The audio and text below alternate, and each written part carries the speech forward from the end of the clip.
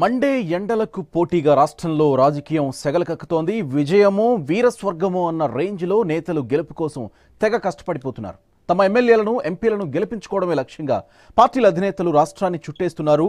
రోజుకి 4-5 చోట్ల సభలు, సమావేశాలు, రోడ్ షోలు నిర్వహిస్తూ దుమ్ము రేపేస్తున్నారు. మరి పార్టీల అధినేతల సొంత నియోజకవర్గాల పరిస్థితి ఏంటి? ఏ అధినేత ఎక్కడి నుంచి పోటీ చేస్తున్నారు? వారి గెలుపు నల్లేరు మీద నడకేనా? పార్టీ అధినేతల నియోజకవర్గాల్లో పరిస్థితులు ఎలా ఉన్నాయి? ఆయా నియోజకవర్గాల్లో మన పార్టీల అధినేతల పొలిటికల్ హిస్టరీ ఏంటో ఒకసారి చూద్దాం.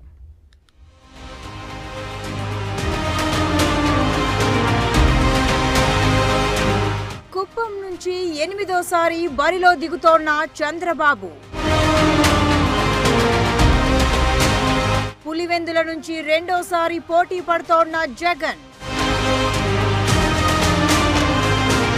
గాజువాక భీమవరంలో అదృష్టం పరీక్షించుకోనున్న పవన్,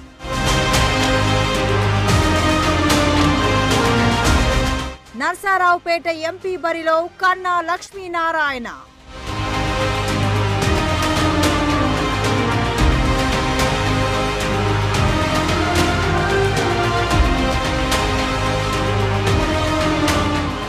కళ్యాణదుర్గంలో ఉనికి కోసం రఘువీర పాట్లు. తెలుగుదేశం జాతీయ అధ్యక్షుడు చంద్రబాబు చిత్తూరు జిల్లా చంద్రగిరి నుంచి తన రాజకీయ జీవితాన్ని ప్రారంభించారు. సొంత గ్రామమైన చంద్రగిరి నియోజకవర్గం నుంచి 1978 ఎన్నికల్లో కాంగ్రెస్ అభ్యర్థిగా తొలిసారిగా పోటీ చేసి విజయం సాధించారు. అనంతరం ఆయన భవనం వెంకట్రామ్ కేబినెట్ లో సినిమాటోగ్రఫీ, సాంకేతిక, విద్యాశాఖ మంత్రిగా పనిచేశారు. అదే కేబినెట్ లో అదే సమయంలో రాజశేఖర్ రెడ్డి ఎక్సైజ్ శాఖ మంత్రిగా పనిచేయడం విశేషం. 1982లో ఎన్టీఆర్ తెలుగుదేశం పార్టీని స్థాపించిన చంద్రబాబు కాంగ్రెస్ పార్టీలోనే కొనసాగారు. అనంతరం 1983లో జరిగిన ఎన్నికల్లో చంద్రబాబు చంద్రగిరి నియోజకవర్గం నుంచి కాంగ్రెస్ పార్టీ అభ్యర్థిగా పోటీ చేసి పరాజయం చవిచూశారు. ఆ తర్వాత టీడీపీలో చేరి అతి ముఖ్య నేతగా ఉన్నారు. 1989 నుంచి చిత్తూరు జిల్లా కుప్పంను తన కార్యక్షేత్రంగా ఎంచుకున్న చంద్రబాబు అప్పటి నుంచి వరుసగా గెలుస్తూ ఓటమి ఎరుగని ధీరుడిగా ఉన్నారు. ఎన్టీఆర్ కేబినెట్ లో కీలకమైన ఆర్థిక, రెవెన్యూ శాఖలను సమర్థవంతంగా చేపట్టారు. అనంతరం జరిగిన రాజకీయ పరిణామాల నేపథ్యంలో రాష్ట్ర ముఖ్యమంత్రి అయ్యారు. తెలుగుదేశం రథ సారథిగా చంద్రబాబు కుప్పం నియోజకవర్గం నుంచి వరుసగా 6 సార్లు గెలిచి డబుల్ హ్యాట్రిక్ సాధించారు. గత అసెంబ్లీ ఎన్నికల్లో రాష్ట్రంలోని అత్యధిక ఓట్లతో గెలుపొందారు. ఇప్పుడు 9వ అసెంబ్లీ బరిలో ఉన్నారు.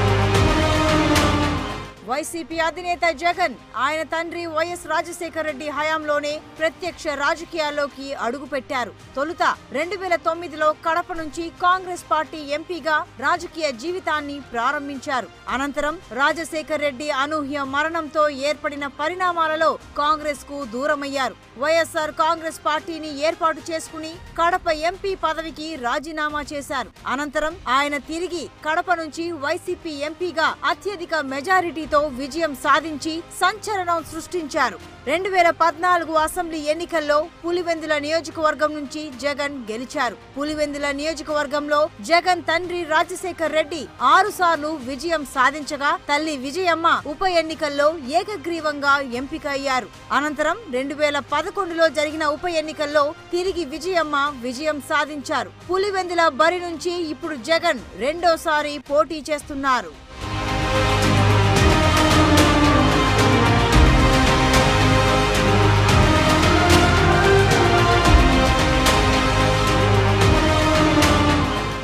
వ్యవహారాల్లో పవన్ కళ్యాణ్ కీలక భూమిక పోషించారు. ప్రజారాజ్యం యువజన విభాగం అధ్యక్షునిగా పనిచేశారు. కానీ ఎన్నికల్లో పోటీ చేయలేదు. అనంతరం ఆయన సోదరుడు చిరంజీవి ప్రజారాజ్యం పార్టీని కాంగ్రెస్ పార్టీలో విలీనం చేసిన అనంతరం పవన్ కళ్యాణ్ కొంతకాలం రాజకీయాలకు దూరంగా ఉన్నారు. 2014లో జనసేన పార్టీని స్థాపించారు. రాష్ట్రంలో ఎన్డీఏ పొత్తులో భాగంగా బీజేపీ, టీడీపీల తరపున ప్రచారం నిర్వహించారు. ఓట్లు చీలిపోవడం ఇష్టం లేదంటూ తమ పార్టీని పోటీకి దూరంగా ఉంచారు. ప్రస్తుతం బీజేపీ టీడీపీలకు దూరం జరిగిన పవన్ సిపిఐ సిపిఎం బీఎస్పీలతో పొత్తు పెట్టుకుని ఎన్నికల రణరంగంలోకి దూకుతున్నారు. మిత్రపక్షాలకు సీట్లు కేటాయించి 100కు పైగా స్థానాల్లో జనసేన ప్రత్యక్షంగా బరిలో దిగుతోంది. ఈ ఎన్నికల్లో పవన్ కళ్యాణ్ పశ్చిమ గోదావరి జిల్లా భీమవరం, విశాఖ జిల్లా గాజువాక నియోజకవర్గాల నుంచి పోటీ చేస్తున్నారు. తొలిసారిగా ఆయనతో పాటు ఆయన పార్టీ ప్రజాక్షేత్రంలో సత్తా చూపేందుకు ఉత్సాహం చూపుతోంది.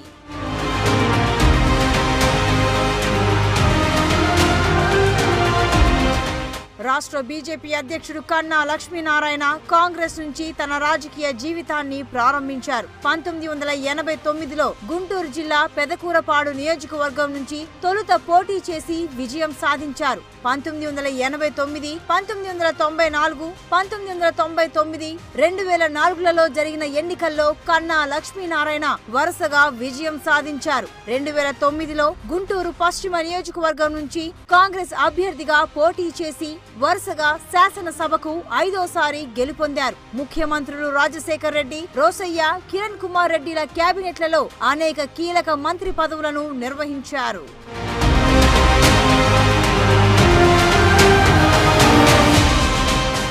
1989 నుంచి 2014 వరకు 25 సంవత్సరాలు గుంటూరు రాజకీయాలను కన్నా లక్ష్మీనారాయణ శాసించారు. రాష్ట్ర విభజన అనంతరం 2014లో గుంటూరు పశ్చిమ నుంచి పోటీ చేసి తొలిసారిగా ఓటమి చవిచూశారు. అనంతరం చోటు చేసుకున్న పరిణామాలతో కన్నా బీజేపీలో చేరారు. ఆ పార్టీ రాష్ట్ర శాఖకు అధ్యక్షుడయ్యారు. కన్నా సారథ్యంలోనే 2019 ఎన్నికలకు బీజేపీ రెడీ అయింది. అయితే ఆయన మాత్రం అసెంబ్లీకి పోటీ చేయకుండా నరసరావుపేట ఎంపీ బరిలో దిగారు.